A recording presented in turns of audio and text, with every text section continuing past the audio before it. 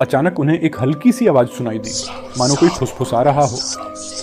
राहुल ने टॉर्च जलाकर चारों ओर देखा, लेकिन कुछ दिखाई नहीं दिया। किताब के पन्ने पलटते ही अचानक कमरे में एक तेज हवाओं का झोंका आया और लैंप की रोशनी बुझ गई। राहुल और मीना, दो होशियार और जिज्ञासु विद्यार्थी, गांव के सरकारी स्कूल के 12वीं कक्षा के छात्र थे। उनका गांव छोटे पहाड़ियों और घने जंगलों से घिरा हुआ था।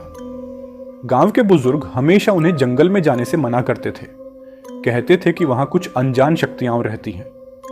लेकिन राहुल और मीना की जिज्ञासा हमेशा उन्हें खींचती रहती थी।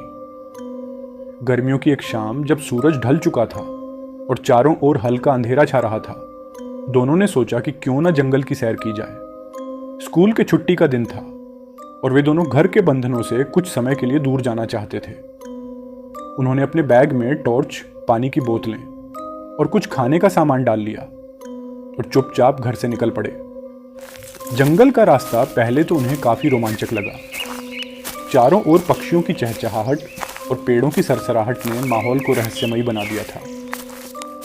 चलते चलते वे गहरे जंगल में पहुंच गए, जहां पेड़ों की घनी छांव के कारण अंधेरा और भी गहरा हो गया था।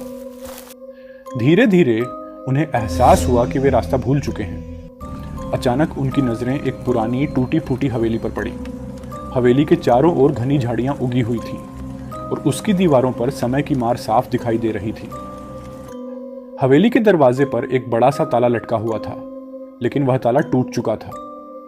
राहुल ने मीना की ओर देखा और धीरे से कहा, चलो अंदर चलकर देखते हैं। मीना ने थोड़ा संकोच करते हुए कहा, राहुल, मुझे नहीं लगता कि यह सही विचार है। राहुल ने मुस्कुराते हुए जवाब दिया, डरने की कोई बात नहीं है, बस थोड़ा सा देखेंगे और फिर वापस चल देंगे।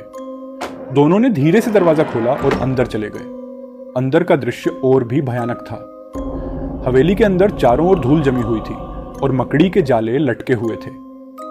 जैसे ही वे आगे बढ़े, एक ठंडी हवा का झोंका उनके चेहरे पर पड़ा और वे दोनों एक पल के लिए ठिठक गए। अचानक उन्हें एक हल्की सी आवाज सुनाई दी, मानो कोई फुसफुसा रहा हो।